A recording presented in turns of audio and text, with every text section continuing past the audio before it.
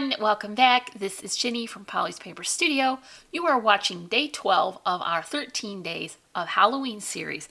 If you're just joining in, I will leave links in the description for the first 11 days so you can catch up, and also links to all our social media handles can be found there as well. So for today's project, I am creating with the fabulous chipboard from Gypsy Soul Laser Cuts and some beautiful vintagey inspired pattern paper. So stick with me and we'll make this together. For my card today, I'm going to be using the shingle scalloped chipboard, and instead of using it as it's intended to be a roof for a 3D project, I'm going to use it on a flat card just as a scallop border detail.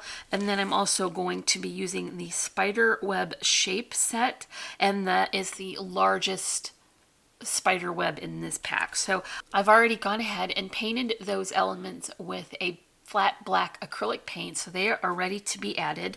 I've got my card here. This is a 5 by 6.5 inch card, and I finished the inside as I do with some coordinating pattern paper and a space to add a sentiment. So I'm going to open this up because it's easier for me to get this lined up on the side. This is a sweet little striped paper from American Craft, and I'm using a black cardstock border throughout for a consistent look. This is a nice vintagey orange color. It's not too bright. The next layer is these adorable pumpkins with the scrolly detail between. I've got more of that black cardstock to separate my paper patterns, and then also this one is going to be popped up with a foam dimensional spacer. Not too much of that outside border shows, but I think it definitely brightens up the front of this card. Now I've got a stripe for the center, and it's going to go right down the middle, and here's where I want to add a second border of cardstock because this black was not really showing up on my chipboard piece, so I did add that extra detail. I just want to line that up with the inside point of the scallop so that I know it will be even when I adhere it to the card on both sides. And now you can see what a sweet little detail that added, and also more dimension and more texture. So I'm gonna just remove the adhesive tape here and add this right to the center of my card. I'm utilizing the border from the pattern paper so that I didn't have to add an extra one.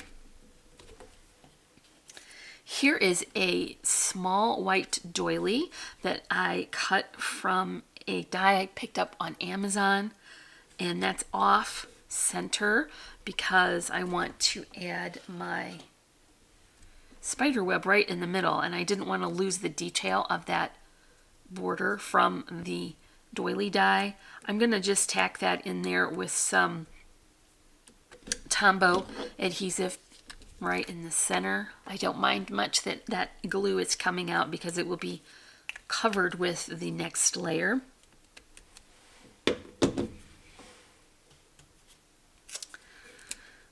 Which is this super cute vintagey image cut from the Twilight paper from Authentique Paper, and it matched my background papers perfectly. So that is going to be added with spacers again just to build more dimension, and I want to offset that again because I don't want to hide too much of that spider web. I've tied my bow from the striped twill in orange, topped it with some a loopy twine bow, that's the ivory burlap string, a vintage button, and a couple of moon charms, and that goes right at the top. I'm going to hold those moons down out of the way so they don't get caught up in that glue. And last but not least, here are some flowers. Some of these are the holiday poinsettias that I made for my Halloween projects. And then some of these are some chrysanthemums from Really Reasonable Ribbon. I've got a couple of little sparkly details for the ends, and that's just going to hug the bottom of the spider web. And that is all for day 12 of our 13 days of Halloween series. There's just one day left, so make sure you come back and join us for that. You can leave me a comment and a thumbs up, and if you're not already, I would love for you to subscribe. As always, I'm wishing you a happy and productive day, and I thank you so much for watching. Bye.